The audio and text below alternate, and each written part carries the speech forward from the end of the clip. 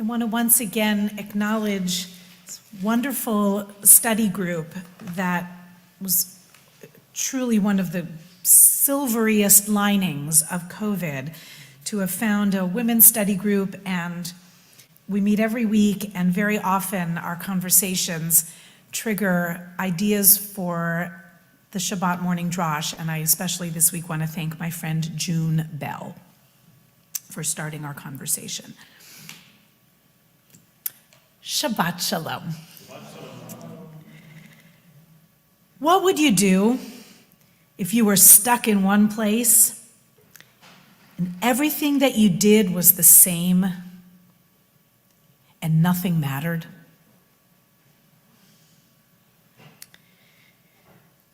For those who are modern movie buffs, you might recognize that line as one delivered by Bill Murray, playing the sarcastic and arrogant Pittsburgh weather forecaster Phil Connors in Harold Ramis of blessed memory, his 1993 now considered masterpiece, Groundhog Day. Yesterday was Groundhog Day, February 2nd. And I admit I didn't realize that apparently in far more places in the world than I realized, it has become an absolute annual ritual for some people to watch 1993's Groundhog Day. There are parties associated with it, special foods, music. Now that I have learned that, it seems so incredibly obvious. Maybe next year we do a Groundhog Day party. I remember seeing it in the theater, as I imagine maybe some of you did. And if you haven't seen it, in another quote from the movie, you better get going if you're going to stay ahead of the weather. It's a classic. And in it, Phil Connors believes that he's destined for far greater things in life than local television. He is resentful of the seemingly menial task of reporting on the annual Groundhog Day celebration in small-town Punxsutawney, Pennsylvania. With a blizzard standing in his way of returning home, the meteorologist finds himself stuck in this quaint, tiny village in western Pennsylvania for the night. Or so he thinks. It occurs to me, before returning to this movie that still warms my heart and so many others, that at this point in our Torah, the Israelites had probably felt that they were in a kind of Groundhog Day nightmare. Stuck in one place, everything that they did was the same, and nothing mattered. I think that was probably a fair description of their life in slavery. Whether it was 200 or 400 years, each day must have felt like Phil Connors' life in Groundhog Day, waking up inexplicably in the same time loop over and over and over again. By the time we reach them at Mount Sinai, they are free, but they're going to have to figure out how to honor that freedom and what it means to truly live. And that's the subject of Harold Ramis, a wonderful Jewish filmmaker's movie that means so much to so many people. If you don't know the story, when Phil wakes up, ostensibly on February 3rd, he finds it's not the next day at all, but that he's actually reliving February 2nd. The journey that the audience takes with this character, and I thank the reporting of Sophie Collins, we go along with this character's extraordinary self-development. It feels totally organic. Bill Murray is amazing in it. And the only way for him to break the cycle seems to be through a kind of personal redemption or a personal annihilation.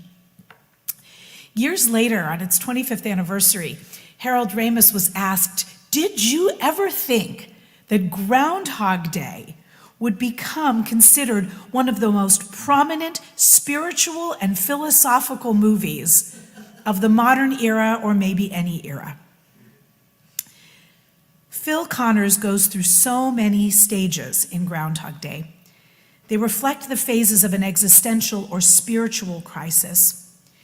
The movie has been shown and talked about so many times in Catholic communities, in Christian communities, in Buddhist communities, in Hindu communities, and in Jewish communities. Probably other spiritual traditions as well. Phil goes through a well-trodden philosophical path.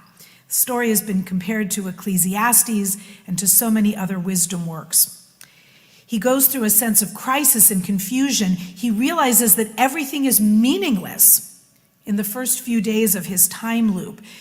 If everything is meaningless, he realizes soon consequences don't matter. So he engages in abject hedonism, as I think some of our ancestors tried to do as well. He engages in gluttony, he robs a bank, he tricks women into sleeping with him, and so on. But he realizes very soon that this kind of hedonism and unbridled no rules apply, that it doesn't fill the empty void of meaninglessness, and a very dark nihilism emerges. Spoiler, he attempts suicide countless times. No matter what he does, though, no matter how he tries to wipe himself out, he wakes up the next day. The clock switches from 5:59 to 6 a.m., and Sonny and Cher's "I Got You, Babe" plays yet again. Nihilism can be sublimated by the recognition of others, though, he comes to slowly realize. And he also acknowledges the community of suffering that we've all been born into. Phil comes to know particularly an old man in town, repeatedly tries and fails to save his life. And finally, as his ego diminishes and he realizes that meaninglessness is inherently meaningless, he begins to live for other people, to rid himself of selfhood, which of course was the cause of his suffering in the first place.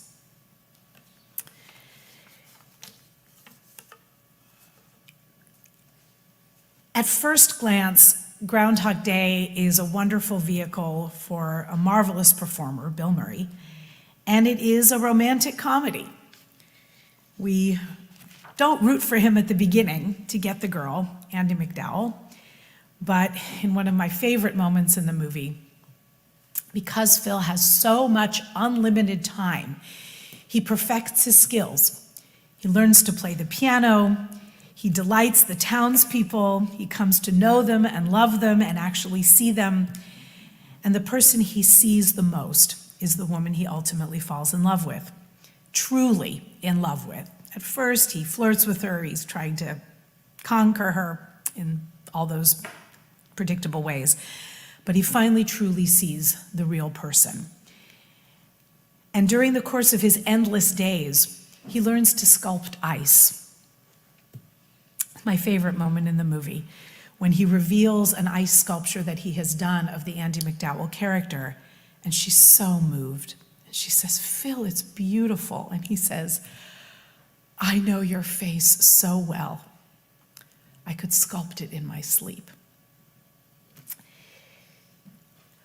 Groundhog Day is a journey from mindlessness to mindfulness, from selfishness to selflessness.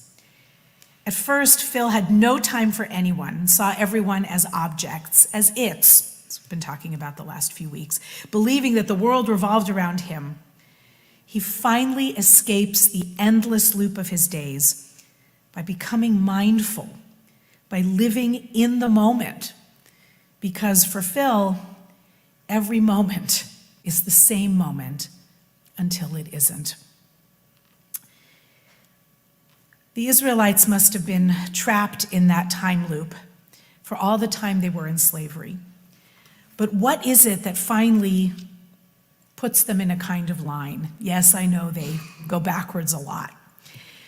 But though they try hedonism, they try nihilism, but they come to Mount Sinai and they get the formula for true freedom. What they learn with the giving of the Ten Commandments is that life, true life, to give meaning and shape to our days, those days have to have honor. They have to include remembering. They have to include standing in awe of something bigger than us. They have to learn to guard their tongue, to create healthy boundaries, which is what these commandments are so much about. And they need to learn to cultivate contentment with their blessings. Is that not really what Do Not Covet is all about? Cultivating contentment with the blessing of the moment we are in. COVID certainly had a lot of days that felt like all the other days. But for those that really took the experience of COVID and learned something from it, it was absolutely about caring for other people, for creating new things, for looking within our lives that seemed so the same over and over and over again for those hundreds of days, and said, what is this really all about? It was about being content with our blessings, creating boundaries, and living in the moment. Groundhog Day also asks us to consider what situations keep coming up again and again for us. What is the same stuff that we shovel every day at everyone else and at ourselves? What if we had a chance to do a particular day over and over and over again to try to get it right? What different choices would you make? Are you stuck in a rut that keeps coming up over and over again? If so, that's trying to tell you something. And if you had a moment to just stop time, what would you change? Ultimately, Groundhog Day, and treat yourself to it this weekend, it's a movie about teshuvah. To me, it is fundamentally a Jewish movie. Because in the truest sense of teshuvah, when you're faced with the same situation you've faced before and you might have made a hurtful or harmful choice to yourself or someone else, you're supposed to make a different choice. That's what, to me, that movie is about. Facing the same situations that we come up again and again against, and finally learning to make a different choice. It's repentance at its core. And though finally the day changes, if we're very lucky and we get a new start on a new set of choices, ultimately this is all about remembering what the psalmist and my friends in some of our email exchanges this week have been talking about. It's what the psalmist reminds us in Psalm 118. There's no guarantee of tomorrow. Zeh hayom asa Adonai, nagila v'nismecha vo. In the end, my friends, this is the day. This is the only day. And it's a day that the Creator has given us. At the end of it, and at the beginning, and in the middle, nagila v'nismecha vo. Let us rejoice and be glad in it. Happy day after Groundhog Day, and Shabbat Shalom.